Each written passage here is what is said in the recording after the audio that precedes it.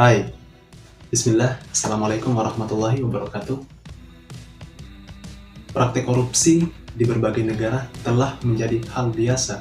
Bahkan di Indonesia sendiri praktik korupsi ini setiap tahun hampir sering terjadi. Bukan hanya korupsi, ada pencucian uang, bahkan revisi undang-undang secara diam-diam terjadi. Dan masih banyak lagi. Perlu kita pahami bersama bahwa masyarakat memiliki hak untuk mengetahui bagaimana kinerja dan bagaimana kebijakan yang dibuat oleh pejabat negara maupun pejabat daerah dalam membuat suatu peraturan. Dan dalam pemerintahan disebut dengan istilah transparansi.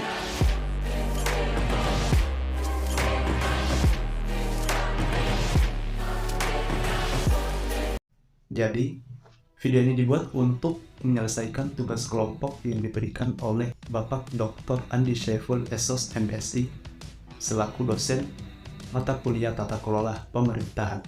Oke, jadi sebelum kita membahas apa itu transparansi, apa tujuan transparansi, apa prinsip transparansi, dan bagaimana proses transparansi itu terjadi, saya akan memperkenalkan nama-nama kelompok saya dari kelompok 1 dan let's go.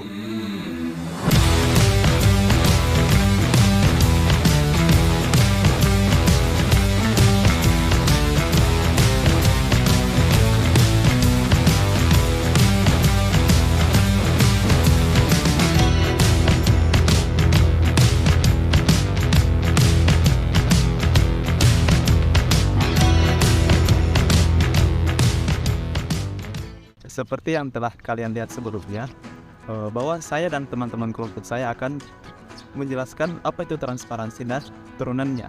Oke, baik. Transparansi merupakan keterbukaan oleh pemerintah dalam menyampaikan pengelolaan dana dan sumber daya publik kepada pihak yang berhak mendapatkan informasi tersebut.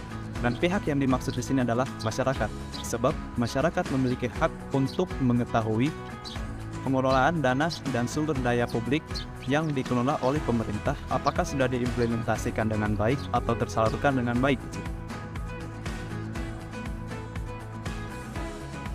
Tujuan transparansi terdiri dari beberapa bagian. Yang pertama, sebagai wujud pertanggungjawaban atas kegiatan maupun aktivitas yang dilakukan oleh pemerintah.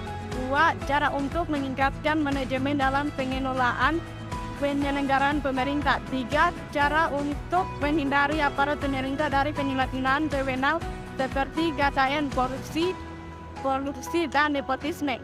4. Menyediakan informasi yang memadai dan bersifat terbuka bagi masyarakat dalam rangka mewujudkan penyelenggaraan yang baik. Di sisi transparansi juga bertujuan sebagai alat pengendalian atas seluruh kinerja yang dilakukan pemerintah. Kemudian, prinsip dalam transparansi dibagi menjadi beberapa bagian.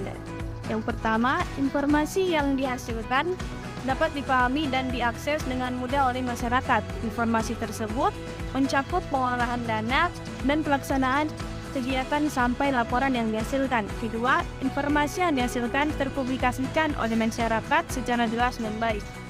Ketiga, laporan dibuat secara berkala mengenai pengelolaan dana atas pembangunan yang dilaksanakan dan diakses oleh masyarakat banyak. Keempat, laporan tahunan. Kelima, informasi terkait pengelolaan dana desa dicantumkan dalam website atau media organisasi terkait. Dan keenam, pedoman dalam menyebarkan informasi.